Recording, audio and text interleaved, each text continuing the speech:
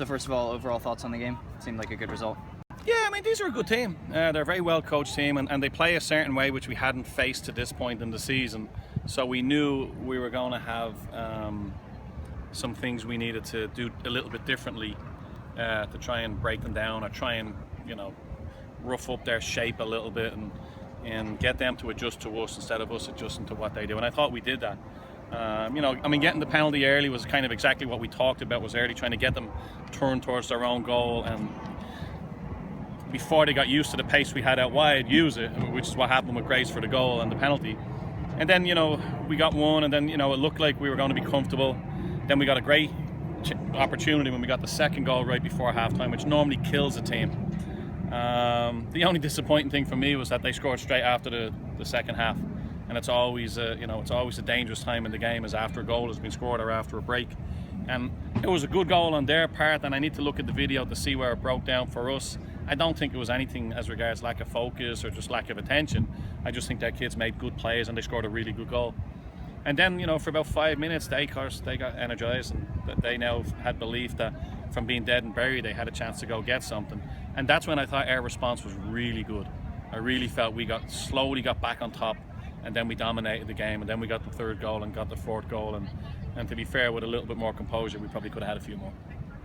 Is it a concern for you at all that you seem to have incredible depth up top, attacking midfield and in striker, but not quite as much in defence? No, we have depth at the back. I just, as a coach, I'm conservative. I don't like to.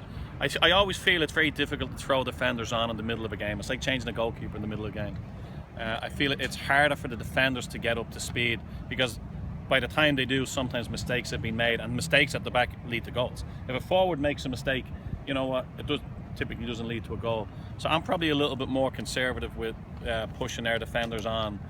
But, you know, we've got kids that can come in. I mean, Vashtai can come in at outside back. Megan Nally can come in at outside back. You know, Jenna can play centre back. I could always play Marina centre back. So, no, that's just more my conservative nature than concern about depth.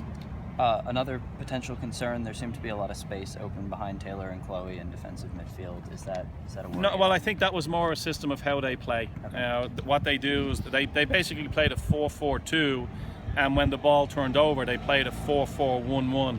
So they dropped off one of their forwards into that space. So yeah, they were getting the ball in space, but the problem was then when they looked up, she only had one forward ahead of her against 4 defenders, which is why they never really got anything from it.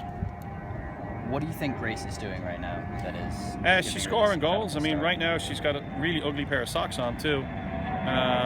But she's scoring goals, and when she's in a confident mood, she scores goals. And she always looked, from the first whistle today and from her hat-trick the other day, I mean, you know, she can score goals. So I think that's 6 goals for her now in 4 games. So, you know, long may it continue. All right, thanks, guys. All right. Okay, thanks, guys.